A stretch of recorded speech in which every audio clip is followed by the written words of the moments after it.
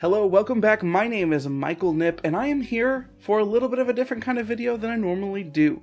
I have now been on booktube for about 3 months or so, and I wanted to kind of share some insights into things that I've noticed on booktube, or maybe a little bit of advice. For the record, this is not supposed to be taken seriously. I'm not taking shots at anyone. I'm going to be sharing my opinions, so of course they may differ from your opinions. I'm not insulting you. This is meant to be lighthearted and fun with a little bit of seriousness. I don't know. Take it for what you will. So first off, now that I have some of my sea legs here on booktube, I want to talk about some things that I found in a lot of videos that drive me a little bit crazy. First things first, people that are on booktube are people that are reading books. I think that they're fairly intelligent people. But there is a lot of unboxing videos here on booktube, and something that I've noticed is that a lot of people are incredibly dangerous with sharp instrumentation. The most common object I see when people are trying to open a box is this, a pair of scissors. Now, if you've got a manila envelope or one of those Amazon envelopes, you could cut them open with scissors. But most often, people get boxes of books and I see them opening their scissors and trying to use the blade part to cut the tape on the box. And it makes me cringe every time because there's no real safe, stable way to hold scissors where they don't look like they're going to, there's two sharp ends, you don't have any control over it. What I suggest is, for one, you could have an actual knife, because knives are actually safer. They've got places where you can hold things. Additionally, something that everyone seems to have is keys. They work really well, and they're even less dangerous. I'm just going to allude to another thing that I mentioned before that I think is a little bit crazy on booktube. I'm going to leave a clip up below of one of my previous videos. And it's for nitpick. Some small literary, writing, or book-related thing that drives you around the bend. I don't know if this is the right time for me to do this, but I think I'm going to do it, right? We're talking about nitpicking, right? This is not, I don't think you're a bad person if you do this, but this is my pet peeve.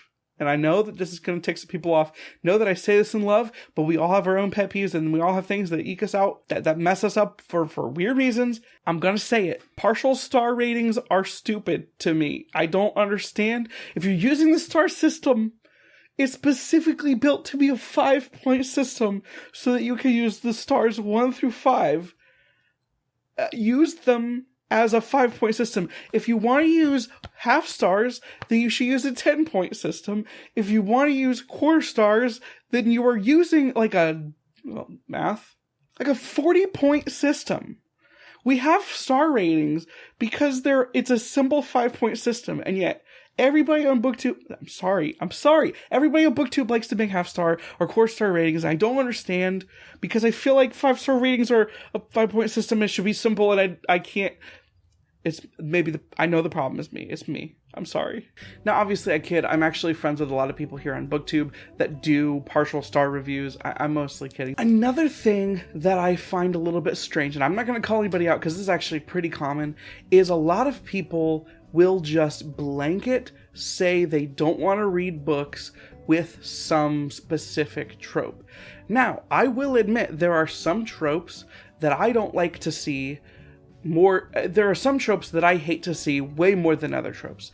My probably least specific trope, if I'm gonna be hypocritical and pick one, is the resurrection trope. But there are some people that I find on booktube that are unwilling to read a book if some trope is in it. That's fair if you don't want to. But for me, it seems like when you say, oh, this trope is so common, this is poorly done, that's almost like a challenge for asking for an author to be able to do it right. And I feel like just blanket throwing out a book because it has one trope, you might be missing out an opportunity to see somebody do it in a way that works for you. Additionally, there are some people that like certain writing styles as a whole turn them off. And I feel like you could be missing out on some really cool books if you were just willing to get over that hump. Once again, do what you want to do. But like when I see here, I love Murphy's channel. I really do. But I've been watching her Dear Authors series of videos. And one of the things that I've noticed about these Dear Authors series of videos is the people writing in to her channel, as well as Murphy herself, will talk about tropes or things that are commonly done in books and essentially say, well, this is tired, this is old, this is bad, this is, I've never seen this done right, this is done right. And I feel like it just feels a little bit unfair when there is potentially people doing that thing or trying to subvert it or flipping it on its head in a way that you can't just blanket throw out and say, hey, if there is a character who does this thing that I don't like in a book, and so every time you read a book and that kind of leans that way, you just kind of in your brain automatically shut off any potential of liking that. I think that's just unfair, and I feel like there is so many ways we could open our minds and expand our horizons if we'd be willing to just give things that we don't necessarily love a shot. Just kidding, if I'm reading another freaking book where somebody resurrects from the dead, I'm gonna throw it across the room. I'm kidding, but I'm not kidding. I don't know. Now this one's a little bit more serious, and it's a little bit of a confusing conundrum that we have here, which is I have been on BookTube for a little bit now, but I've also figured out that the best way to get discovered as a new BookTube channel is by doing the BookTube Newbie Tag. That's how I was discovered and got some traction going here on my channel. That's how I find new channels to look for. That's how a lot of the friends that I've made seem to make new friends on BookTube. It's a very common introductory way for you to come into BookTube in a way that people are actively looking for you, and you can find each other and you can get a little bit of a boost at the beginning of your channel. It's a really good idea, I think, if you're starting a brand new BookTube channel to do the BookTube Newbie Tag, because it's a great way to get eyes on your channel where there's constantly people looking for new things. Now here's the thing. The BookTube Newbie Tag, now that I've watched probably a couple hundred people do the BookTube Newbie Tag, and I'm not exaggerating, I've probably watched that many people do it. The questions in the BookTube Newbie Tag kind of suck, especially if you're doing the BookTube Newbie Tag as your first video. I did this, and I am just as guilty as everyone else. I'm not throwing shade, but the thing is, if you look at those questions and you think about the majority of your favorite booktubers, they're going to answer the questions almost the exact same way as everyone else. There's almost no ability to get a real personality for someone based on the questions in the BookTube Newbie Tag. And if this is your first video, which a lot of people, it's even something I would recommend. If the BookTube Newbie Tag is your first video and you don't have a little bit of practice in front of the camera or a way to like dramatically, express yourself in an interesting way on the camera, you will especially probably have a hard time making your BookTube Newbie Tag interesting. And I don't know a remedy for this, because this is the place that people go for new things, but it's also maybe the worst set of questions for a first video for anybody ever. And I'm sorry I don't mean to bash anyone, but go watch them. They're kind of all the same. At some point, as a collective, we as a BookTube community should remake the questions in the BookTube Newbie Tag so that they're a little bit more explanatory for the types of books that the person is going to be talking about specifically, the types of books that they like, and maybe even like talk about the BookTube channels they like to watch so you can get a feel for what they are being inspired by. I don't have the answers. All I'm saying is we've got to find a better way to get new people out there in a way that they're expressing their unique personalities without having to answer questions that are kind of impossible to answer as your first video. The next thing that I've noticed is if you are into science fiction or fantasy at all, you might as well just start off your entire BookTube career by reading every single book Brandon Sanderson has ever written. The thing is, he has a ton of influence in the fantasy series with all of the Cosmere books. He has multiple young adult books that are big, and he's just one of the most prolific authors to date. He seems to be loved by every single person. You could do yourself a favor just by reading all of Brandon Sanderson's books and you will automatically have something in common with the majority of any booktuber who's going to be talking about fantasy or science fiction even a little bit. I'm only now just understanding that, and I'm reading The Way of Kings finally, but like, Brandon Sanderson love is almost ubiquitous, and if you want to speak the language of fantasy booktubers, you probably should be familiar with the Cosmere way more than I am. Here's another piece of advice. When you're on booktube and you're looking around, it doesn't matter how long you've had a channel, it's good to remember that people read at dramatically different paces than each other. Different booktubers, even big booktubers even, read at different speeds, and they read different amounts of books, and they do different types of content, and their channels are going to grow at different rates. So some people can read one book a month, and that is awesome for them, and they can make interesting content on that, and they are in love with that book. They may even be able to deep dive into that book deeper than other people would be able to if they're reading multiple books. At the same time, there are other people who can read 30 books a month. I'm exaggerating, but I'm pretty sure I've seen that before. And then you have people in the middle. And it seems like there is this unspoken, a little bit of push where like, you have to read more. Or if you read more books, how in the world do you do that? You're neglecting something, or you don't have a life, or people read at different speeds, and it's completely fine. You do you, and you make the content that's interesting. If you're having fun with your content, hopefully that will come across in your videos, and then people will want to watch you make your videos. It's awesome. Here's another thing that I've kind of noticed. Over the Christmas break, Christmas, New Year's, I had a baby break. There was a lot of time when I was not nearly as active on booktube, and I mean booktube like the community, like watching the videos and responding to comments as I was normally. And during that period, I realized just how bad the YouTube notification and communication pipelines are for commenting, responding to comments, getting notifications about comments. It's all quite poor. And if you're joining the booktube community because you want to be part of the community aspect of what's going on, YouTube is a great way to make videos and a horrible way to communicate most of the time, unless you're just commenting specifically about that video. But at the same time, it's easy to miss things, especially on videos that get lots of comments. Another thing is sometimes I will be watching someone's booktube channel and they make really good videos and they don't have a ton of subscribers, and I'm curious why. And then I realize they don't have an Instagram or a Twitter. For me, Twitter is more of a thing that I am familiar with and having better luck with, but having another external form of communication to talk to people about books with, like Twitter, like Instagram, is infinitely more useful in spreading your channel and having good book discussions, communications, setting up buddy reads or readathons or read-alongs or following that kind of thing. Having that social media presence is way more effective than actually like YouTube's communication system. And I recommend, if you want to see more subscriber growth, especially for people that are sitting under 100 subs, having a Twitter presence and interacting with people on Twitter using like booktube related hashtags, and then also following the people that you like on Twitter and interacting with them is way more useful for growing your channel than anything you can do on the YouTube comment section. That's just my experience. I'm not a huge channel, so maybe I'll change my mind later. Now here's another one that I see a lot. Now, like I said, I'm not calling out people. I'm not trying to make fun of people. I'm not gonna like name a specific person. But here's the thing. Tag videos, I guess, used to be like hugely popular back in the day on booktube.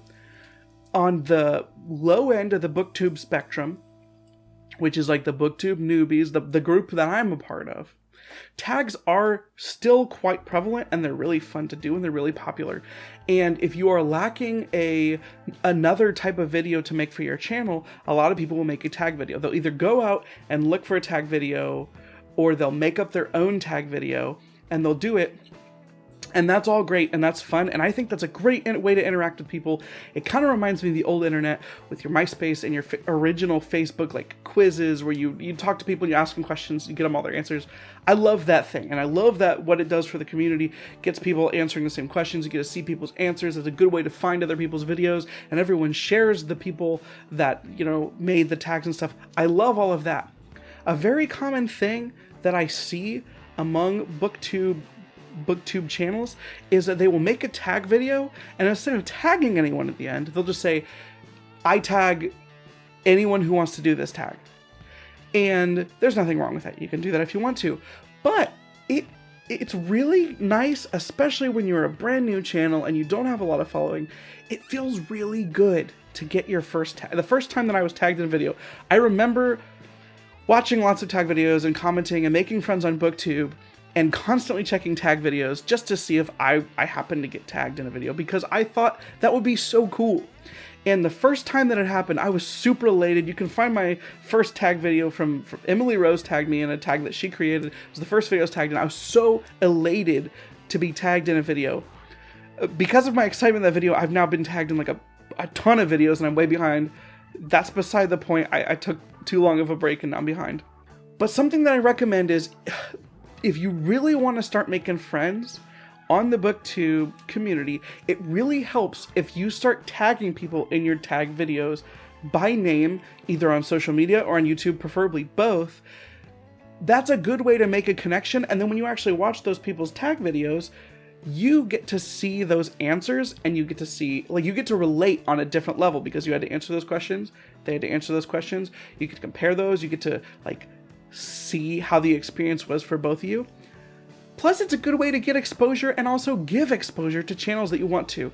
I love using tag videos as a way for me to kind of throw a little bit of attention at a channel that I've been watching that I love, or just a friend that I've made on BookTube. Sometimes if a channel has been around for a long time, it's easy to like not just do a little bit of due diligence to look through their videos to see if they've done the tag before. But hey, if you tag somebody and they've done the tag video before, they can ignore it. In fact, some people will just ignore a tag if you tag them anyway. That's fine, it really doesn't hurt you at all. But if they accept the tag, it could mean something special to that person, and it can also be a cool way for you to have a nice interaction on BookTube. Whew. And last but not least, I wanted to just point out an observation. This is not about BookTube.